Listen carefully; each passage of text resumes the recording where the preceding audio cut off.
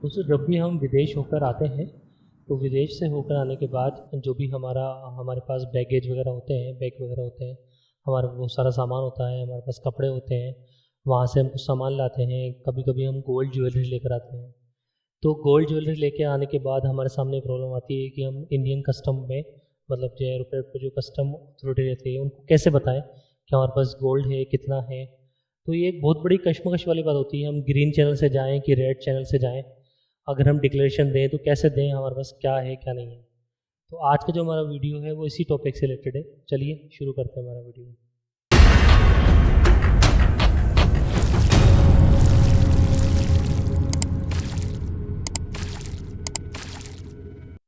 दोस्तों सबसे पहले हम बात करते हैं कि जो कस्टम ड्यूटी होती है यानी इम्पोर्ट ड्यूटी होती है, उसमें भी हमें कुछ लिमिट तक छूट मिलती है।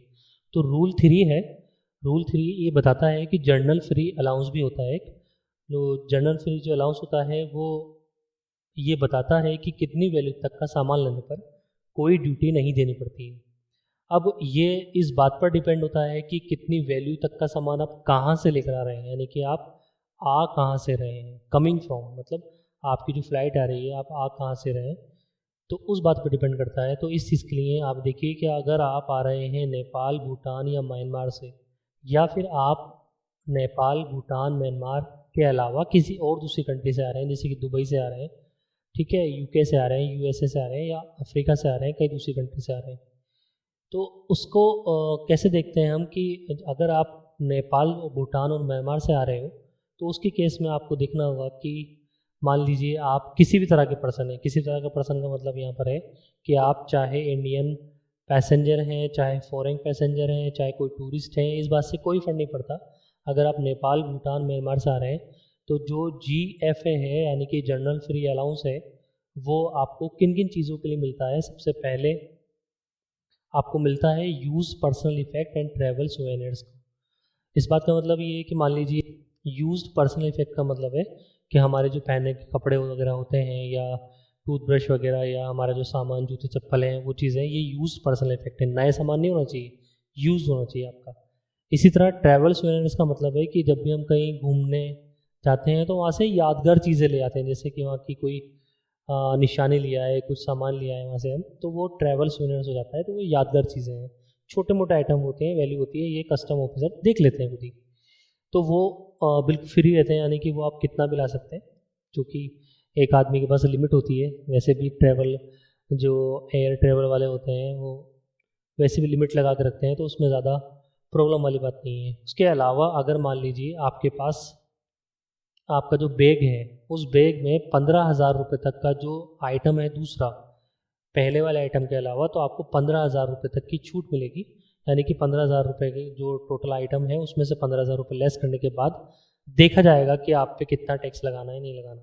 यानी कि अगर आप नेपाल, भूटान, म्यांमार से आ रहे हैं तो आपको कुल मिलाकर 15,000 रुपये की छूट मिलती है। इसी तरह अगर आप अदर कंट्री से आ रहे हैं, जैसे दुबई से आ रहे हैं, आप मान लीजिए गल्फ कंट्री से आ रहे हैं, यूएसए से आ रहे हैं, यूके से आ रहे हैं, अफ्रीका से आ रहे हैं, चाइना से आ रहे हैं, जापान से आ रहे हैं, या अदर कोई भी कंट्री से आ रहे हैं जो नेपाल, म्यांमार या भूटान नहीं है, तो उस केस में ये देखा जाएगा कि पहले आप इंडियन रेसिडेंट हैं या फिर ऐसे कोई फॉरेन पैसेंजर हैं जो कि रहता है इंडिया में। अगर ये चीज़ है तो उस केस में दूसरी चीज़ होगी। इसी तरह अगर मान लीजिए आप कोई टूरिस्ट ही हैं, यानी कि फॉरेन ओरिजिन के कोई टूरिस्ट हैं, तो उस केस में दूसरी चीज़ होगी। तो पहला मैं बात करता हूँ कि अगर आप इंडियन रेसिडेंट हैं या फिर ऐसे फॉरेन रेसिडेंट हैं जो रहते हैं इंडिया में, तो उस केस में वही पहली चीज़ देखिए कि यूज़ पर्सनल इफेक्ट, यानी कि आपके जो पहनने के कपड़े लगते हैं वो फ्री होंगे, जो भी ट्रैवल सोवेनिर्स हैं वो फ्री होंगे। इसी तरह जो अभी पीछे स्लाइड में मैंने आपको बात बताई थी कि नेपाल, म्यांमार, भूटान से आने पर 15,000 रुपये की छूट मिल रही थी आपको। लेकिन अगर आप इंडियन रेसिडेंट हैं या फॉरेन रेसिडेंट हैं लेकिन रहते हैं इंडिया में, मतलब फॉरेनर हैं आप, रहते हैं इंडिया में, तो उस केस में आपको 50,000 रुपये तक की छूट मिलती है। लेकिन अगर आप प्योर टूरिस्ट हैं, यानी कि फॉरेन ओरिजिन के आदमी, इंडिया से कोई लेना देना नहीं है आपका, तो उस केस में आपको वही पहला पॉइंट, यूज़ पर्सनल इफेक्ट की चीज़ें हैं, ट्रैवल सोवेनिर्स में पूरी पूरी छूट है, और आप अपने साथ 15,000 रुपये तक का आर्टिकल ला सकते हैं एज ए बैगेज। ये सारी बातें जो हो रही हैं वो बैगेज के लिए हो रही है। बैगेज का मतलब ये कि आप कोई बिजनेस इंपोर्ट नहीं कर रहे, मतलब बिजनेस आइटम इंपोर्ट नहीं कर रहे। आप क्या कर रहे हो, अपना जो बैग होता है उस बैग में क्या क्या सामान लेके आ सकते हो उसकी बात हो रही है यहाँ पर। अब कुछ आइटम ऐसे होते हैं कि उनके लिए GFA अलाउ ही नहीं होता, मतलब आप कभी भी अगर ये आइटम लेकर आएंगे तो उन आइटम के केसेस में आपको जो 15,000 की 50,000 की जो छूट मिल रही थी वो नहीं मिलेगी। जैसे कि पहला आइटम है फायर आर्म्स, मतलब अगर आप कोई भी हथियार लेकर आएंगे तो नहीं मिलेगा। ठीक है, जो हथियार है उसका उसके जो कार्टिज होते हैं, यानी कि जो गोली वगैरह होती है बंदूक की, अगर 50 से ज़्यादा हैं तो वो उसकी नहीं मिलेगी छूट आपको। इसी तरह अगर आप 100 से ज़्यादा सिगरेट लेके आ रहे हैं, 25 से ज़्यादा सिगार लेकर आ रहे हैं, इसी तरह आप 125 ग्राम से ज़्यादा तंबाकू लेकर आ रहे हैं तो भी आपको कोई GFA नहीं मिलेगा, यानी कि पूरा पूरा वो टैक्सेबल होगा। इसी तरह आप कोई लिक्वर लेकर आ रहे हैं, वाइन लेकर आ रहे हैं, बियर लेकर आ रहे हैं 2 लीटर से ऊपर की बोतल में, तो वो पूरा पूरा टैक्सेबल होगा। अब पाँचवा जो पॉइंट है वो इम्पोर्टेंट है, लेकिन मैं पहले छठे पॉइंट पे आता हूँ। LCD LED प्लाज्मा TV लेकर आ रहे हैं आप, किसी भी स्क्रीन साइज़ का, मतलब 16 इंच का या 32 का 42 का, तो वो उन सब पे GFA नहीं लगता है। अब पाँचवें पॉइंट पे आता हूँ वापस में।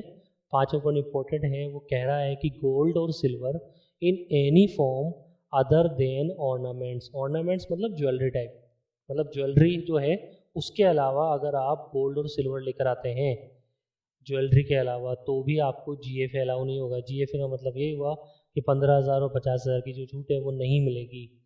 तो हमें एक बात समझ में आई कि जो गोल्ड और सिल्वर है उसकी दो फॉर्म निकल कर आई सामने, कि एक तो वो ज्वेलरी की फॉर्म में हो सकता है और अदर देन ज्वेलरी यानी कि ऑर्नामेंट की फॉर्म में हो सकता है, और अदर देन ऑर्नामेंट्स की फॉर्म में हो सकता है, जैसे कि कॉइन, बार, बिस्कुट। आपने देखा भी होगा बहुत सारे लोग सोने की बिस्कुट ले आते हैं, ठीक है, सोने की कॉइन ले आते हैं या सोने की ईंटें ले आते हैं, तो वो अदर देन ज्वेलरी में काउंट होता है। अब ज्वेलरी में भी गोल्ड ज्वेलरी होती है और सिल्वर ज्वेलरी होती है, इसी तरह अदर देन ज्वेलरी में भी गोल्ड और सिल्वर होती है। अब हम बात करते हैं आपसे कि अगर मान लीजिए आप गोल्ड ज्वेलरी लेकर आते हैं अपने साथ, तो उस केस में क्या रूल है, वो रूल 5 है। वो रूल 5 ये बोलता है कि आपको एडिशनल ड्यूटी फ्री अलाउंस मिलता है, मतलब आपको जो 15,000 और 50,000 वाली जो लिमिट थी उसके अलावा भी आपको कुछ डिडक्शन और मिलती है इसमें। अगर आप गोल्ड ज्वेलरी लेकर आते हैं तो उसमें आप सबसे पहले देखना होगा कि अगर आप ऐसे इंडियन पैसेंजर हैं, मतलब पहली बात तो इंडियन वाला होना चाहिए, फॉरेनर वाले का तो लेना देना है ही नहीं यहाँ पर कुछ भी। तो पहली चीज़ जो देखनी है वो ये है कि कोई भी भारतीय यात्री जो 1 साल से अधिक समय से विदेश में नहीं रह रहा था, मतलब उसको जो वो विदेश से लौट कर आ रहा है वो 1 साल से कम पीरियड में ही लौट कर आ रहा है, तो चाहे वो मेल हो चाहे फीमेल हो, उसके लिए कोई एडिशनल ड्यूटी फ्री अलाउंस नहीं है, ज़ीरो है। लेकिन अगर मान लीजिए कोई इंडियन पैसेंजर है जो 1 साल से ज़्यादा टाइम से विदेश में रह रहा था और वो इंडिया वापस आ रहा है अब, ठीक है, और अपने साथ में वो ज्वेलरी भी लेके आ रहा है गोल्ड की, और वो मेल है, मतलब जेंडर उसका क्या है, मेल है, तो वो 20 ग्राम तक की गोल्ड ज्वेलरी अपने साथ ला सकता है, जिसकी वैल्यू 50,000 रुपये से ऊपर नहीं होनी चाहिए। ठीक है, इस बात का मतलब ये, मान लीजिए वो 18 ग्राम की ज्वेलरी लेकर आ रहा है और 50,000 की वैल्यू है तो चल जाएगा। तो ग्राम भी देखना है और वैल्यू भी देखनी है। इसी तरह मान लीजिए कोई इंडियन पैसेंजर है जो 1 साल से ज़्यादा टाइम से विदेश में रह रहा था, यानी कि वहाँ टाइम बिता के आया है, किसी एक कंट्री में रह रहा है, उस बात से कोई फ़र्क नहीं पड़ता, आ रहा है इंडिया, ठीक है, और वो जेंडर उसका क्या है, फीमेल है, तो उसके लिए जो लिमिट दी गई है 40 ग्राम तक की गोल्ड ज्वेलरी ला सकती है अपने साथ वो महिला, और उसकी जो कैपिंग वैल्यू है वो 1 लाख रुपये तक हो सकती है। मैं कुछ एग्जाम्पल से आपको ये बात समझाता हूँ तो अच्छे से समझ में आएगी बात। जैसे कि मिस्टर ए हैं, इंडियन मेल हैं, यानी कि इंडियन पैसेंजर हैं, वो दुबई से आ रहे हैं और अपने साथ क्या लेकर आ रहे हैं कि उनके पास उनके कुछ कपड़े हैं, जो बैग्स वगैरह हैं वो लेकर आ रहे हैं, 15,200 रुपये के हैं। इसी तरह गोल्ड ज्वेलरी लेकर आ रहे हैं वो दुबई से, वो 1,20,000 रुपये की है। तो सबसे पहले देखिए कैलकुलेशन देखिए आप, कैलकुलेशन में वैल्यू ऑफ इम्पोर्ट ड्यूटी जब हम कैलकुलेट करेंगे तो जो यूज़ पर्सनल इफेक्ट के आइटम होते हैं जैसे कि क्लोथ वगैरह, बैग वगैरह, तो उसमें मैंने आपको स्टार्टिंग में बता दिया था कि आप कहीं से भी आएँ कोई फ़र्क नहीं पड़ता, वो आइटम की वैल्यू हमेशा क्या होती है, ज़ीरो होती है। चूँकि वो दुबई से आ रहा है तो हमें ये चीज़ देखनी होगी अब कि जो GFA लगाएंगे हम रूल 3 का, तो उस केस में हमें देखना होता है कि भाई वो नेपाल, भूटान या म्यांमार से तो नहीं आ रहा। तो आपको पहले ये चीज़ देखनी है कि अगर मान लीजिए कोई गोल्ड ज्वेलरी लेकर आ रहा है तो गोल्ड ज्वेलरी के लिए लिमिट देखते हैं हम, तो 1,20,000 रुपये की ज्वेलरी लेकर आ रहा है, तो चूँकि वो मेल इंडियन पैसेंजर है और 1 साल से ज़्यादा पीरियड बिता के आ रहा है इंडिया में, तो हम क्या करेंगे, 1,20,000 में से 50,000 की जो कैपिंग लिमिट है रूल 5 के अकॉर्डिंग पहले वो माइनस कर देंगे। माइनस कर दिया हमने। माइनस करने के बाद तो जो वैल्यू बची वो आई टोटल वैल्यू बिफोर GFA यानी कि 70,000। अब इस 70,000 में से हम GFA माइनस करेंगे रूल 3। अब रूल 3 जब भी देखते हैं हम तो पहले ये चेक करते हैं कि भाई साहब आप आ कहाँ से रहे हो। आप आ रहे हो अदर देन नेपाल, भूटान और म्यांमार। तो उस केस में जो लिमिट है, और आप इंडियन पैसेंजर भी हो, ठीक है, मतलब इंडियन रेसिडेंट भी हो, तो उस केस में जो आपकी लिमिट है वो 50,000 की लिमिट है। तो ऐसे करने पर जो वैल्यू ऑफ इम्पोर्ट ड्यूटी बनती है आपकी वो 20,000 रुपये की बनती है। अब सवाल ये उठता है कि सर 20,000 रुपये की मेरी वैल्यू तो बन गई, लेकिन मुझे टैक्स कितना देना पड़ेगा, यानी कि कस्टम ड्यूटी या इम्पोर्ट ड्यूटी कितनी देनी पड़ेगी। तो 35% तो जो बेसिक वैल्यू है इसकी, और 3.5% उस पर SWS भी लगता है, तो टोटल मिलाकर 38.50 लगता है। तो 20,000 का 38.50 लगभग 7,700 रुपये उसको देने पड़ेंगे, तब जाके वो मामला उसका क्लियर होगा। वरना अगर मान लीजिए वो ये डिक्लेरेशन नहीं देता है, वो रेड चैनल से नहीं आता है, वो ग्रीन चैनल से आ जाता है, तो उसका माल भी जब्त कर लेंगे और उसको पकड़ भी सकते हैं, उसके खिलाफ कोई मुकदमा भी हो सकता है। आप लोगों ने सुना भी होगा कि बहुत सारे लोगों को पकड़ लेते हैं। एक दूसरा एग्जाम्पल लेते हैं हम, इंडियन मेल मेंबर ये जो कि USA से आ रहा है, लेकिन वो 1 साल से कम पीरियड में ही आ रहा है, ठीक है, और सेम उसके पास वही कुछ पर्सनल इफेक्ट के आइटम है 1500 के, और उसके पास गोल्ड ज्वेलरी है। तो सेम वही चीज़ सबसे पहले हम देखेंगे, पर्सनल इफेक्ट का आइटम 0 कर दिया हमने। फिर गोल्ड ज्वेलरी में 1,20,000 में से 0 माइनस करें। आप बोलोगे सर 0 क्यों, पिछली बार तो आपने 50,000 माइनस किए थे। देखो भैया, 1 साल से कम पीरियड में आ रहा है वो, ठीक है ना, मतलब 1 साल से कम पीरियड बाहर बिता के आ रहा है, तो ऐसे केस में उसको कोई डिडक्शन नहीं मिलेगी, यानी कि 1,20,000 पूरे के पूरे रूल 5 में, मतलब रूल 5 की कोई डिडक्शन नहीं मिलेगी, 1,20,000 पूरी वैल्यू मानी जाएगी बिफोर GFA। उसके बाद GFA के लिए देखेंगे कि भाई आप आ कहाँ से रहे हो। आप आ रहे हो USA से, यानी कि आप नेपाल, भूटान और म्यांमार से नहीं आ रहे, अदर कंट्री से आ रहे हो। जब अदर कंट्री से आप आते हो तो ऐसे केस में, और इंडियन पैसेंजर हो आप, तो उस केस में आपको 50,000 की छूट मिलती है। तो ऐसे करके 1,20,000 माइनस 50,000, 70,000 रुपये की आपकी वैल्यू हो गई। तो 70,000 रुपये का 38.50% निकालेंगे तो 26,950 रुपये आपको कस्टम ड्यूटी दे कर आनी है, जब जाके आपका माल छूटेगा।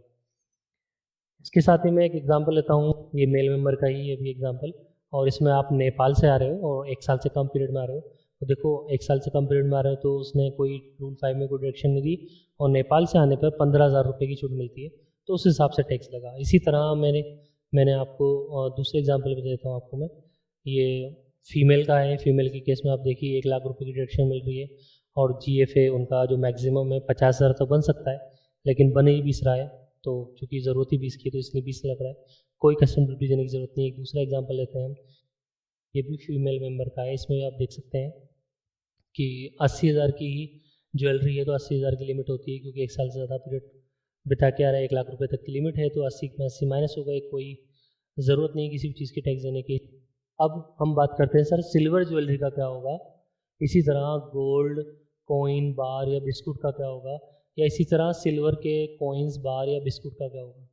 तो ये सब बातें हम आपको अगली वीडियो में बताएंगे। इस वीडियो का पार्ट 2 जल्दी आने वाला है, तो तब तक के लिए आप वेट करिए। अगर इस वीडियो से रिलेटेड आपके मन में कोई सवाल है तो आप हमें कमेंट करके बता सकते हैं। Thank you, thanks for watching.